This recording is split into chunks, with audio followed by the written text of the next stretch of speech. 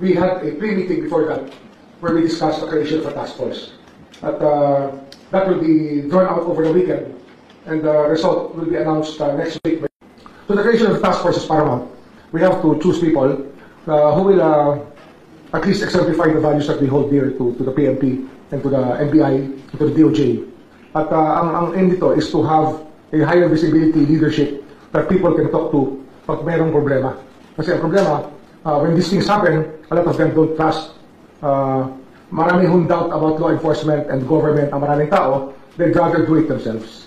Doon sa iniisip ni Secretary Boying, sa ngayon, gagawa kami ng isang task force, anti-kidnapping. So, ang NBI, ang police ay magtutulungan na. Kasi alam nyo, sa intelligence world, meron kami tinatawag na compartmentalization, trabaho ng isa, hindi sa amin pwedeng i-share. No? But then, with this task force that will be created by our secretary, napakaganda na yan. So, makakapagtulungan kami, hindi na ako mahihiyang magtanong kay PNP chief, hindi na rin siya mahihiyang magtanong sa akin. So sabi ko nga sa inyo, sa intelligence world kasi, meron kami tinatawag na compartmentalization, need to know basis. But with the creation of the task force, magkakakulong-tulong tayo.